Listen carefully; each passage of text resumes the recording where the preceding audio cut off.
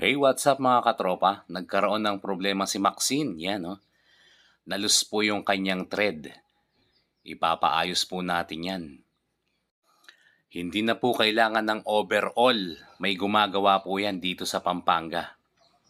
Ibibuild up po yung thread. Yan po yung karaniwang sakit ng scooter, mga idol. Di na po kailangan ng overhaul. Meron na pong gumagawa po niyan dito. Yan, sa harapan lamang po yan ng butik. Yan, butik mo to. Kahanay po siya ng 5AG. Tapos niyan tapat po niyan hardware. Mas katapat po na siya ng water refilling station. Meron din po siyang page, yung Art Kai Renz. Ayan po. Nakasalang na po yung sa akin dito. Binabaklas na para ipakita ko po sa inyo yung talagang naglus po yung thread sa akin. Kumalas. Nasira po yung ano ko dyan Kaya pinaayos ko. Naglus po yung tornilyo niya. Karaniwan po ng sakit ng scooter yan. Naglulus po yun. Yung sa pagbaril, ang payo po sa akin ni Sir Arthur dyan, huwag pong masyadong ipabaril. Dapat kakamayin muna. Pag hinihigpitan na lang po daw muna, dun na lang ipabaril. Yun po kasi yung sanhi ko minsan natatabingi. Binabaril na kagad.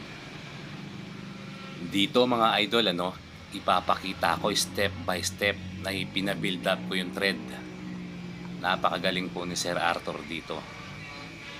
Lahat po ng mga tip binigay po niya sa akin para di po kagad masira yung ating pinabuild up na thread.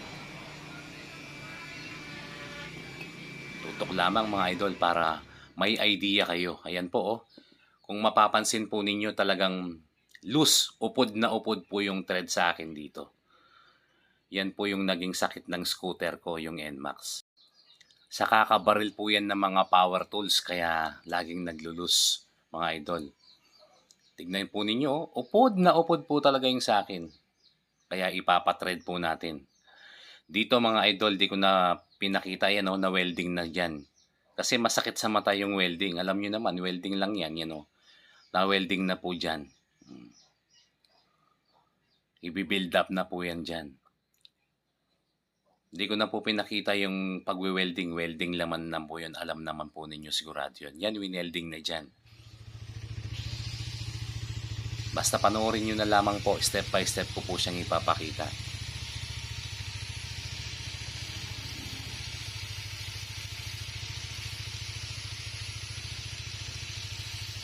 Diyan pinipino na niya.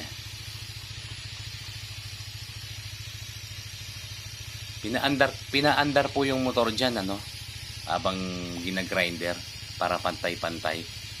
Yan po yung, yun po yung technique. Para maging pantay-pantay, kailangan paandarin ng motor. Yan po.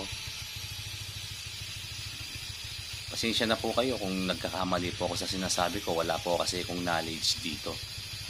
Yan, nakikita ko lamang po. Yung pong nakikita ko, sinasabi ko lamang po sa inyo para may idea kayo. Dito po yan pinapantay na po sa grinder. Yan po.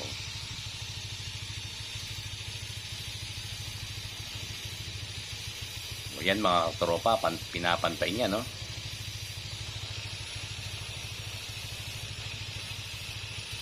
Yan po yung kagandahan dito.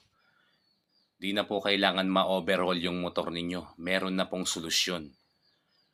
Kung ang sira lang naman po thread, yung nalulus po yung thread, dito nililinis na po yan. Ito na po yung mabisang solusyon kung wala naman po talaga kayong pera. Tapos, ang problema lang naman is yung sa thread, yung upod na. So, yung iba kasi, ina-advise overhaul kagad. Pero ngayon, may idol, may solusyon na. Ito na po yung solusyon. Ibibuild up na po yung thread. Yan po talaga yung sakit ng yung karamihang scooter. Kung mapapansin po ninyo dito, nililinis na. Ito, ilalagyan na po ng daan yung mga tornilyo po natin dito. Yan po yung tinatawag na build-up thread. Yan. Maraming salamat, Sir Arthur, sa napakausay na trabaho mo. Malinis po siyang gumawa mga idol.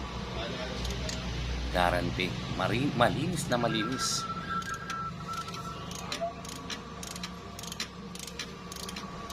Kumbaga, satisfied pa ako. For me, satisfied ako sa ginawa niya. Napakalinis mga idol. Brand new yung aking thread dito. Ito ipapakita ko sa inyo yung pagkakayari, idol. Yan, no? Bagong-bago na po yan. Ipapakita ko po yung tornilyo na ipapasok yan.